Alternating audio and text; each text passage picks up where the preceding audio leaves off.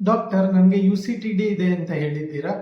ನನಗೆ ಇರೋದು ಲೂಪಸ್ ಶೋಗ್ರನ್ ಡಿಸೀಸಾ ಅಥವಾ ಬೇರೆ ಯಾವ್ದಾದ್ರು ರೋಗ ಕಾಯಿಲೆನಾ? ಇದು UCTD ಡಯಾಗ್ನೋಸ್ ಮಾಡಿದವರಲ್ಲಿ ತುಂಬ ಸಾಮಾನ್ಯವಾಗಿ ಕೇಳಿ ಬರುವಂತಹ ಪ್ರಶ್ನೆ. ಎಲ್ಲ ಇದನ್ನು ತಿಳ್ಕೊಳ್ಳೋದಕ್ಕೆ ಮುಂಚೆ ಆಟೋಇಮ್ಯೂನ್ ಡಿಸೀಸ್ಗಳನ್ನು ನಾವು ಹೇಗೆ ಡಯಾಗ್ನೋಸ್ ಮಾಡ್ತೀವಿ ಅನ್ನೋದನ್ನ ಹೇಳ್ತೀನಿ.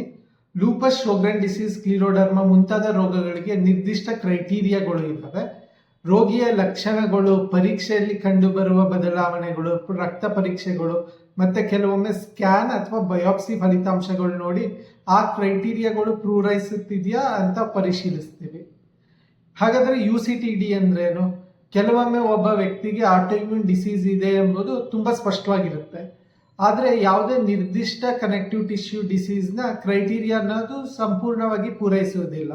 ಅಂತಹ ಸಮಯದಲ್ಲಿ ಅದನ್ನು UCTD ಅನ್ಡಿಫರೆನ್ಶಿಯೇಟೆಡ್ ಕನೆಕ್ಟಿವ್ ಟಿಶ್ಯೂ ಡಿಸೀಸ್ ಅಂತ ಕರಿತೀವಿ. ಈ UCTD ಮುಂದೆ ಏನಾಗಬಹುದು?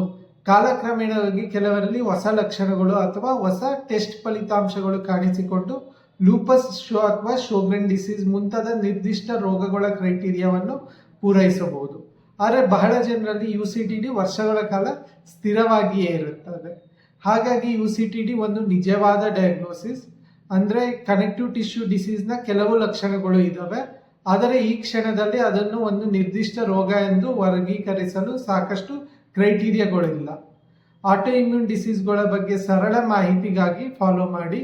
ನಾನು doctor Nikhil C, clinical immunology ಮತ್ತು ರುಮಟಾಲಜಿ ತಜ್ಞ, ಬೆಂಗಳೂರು.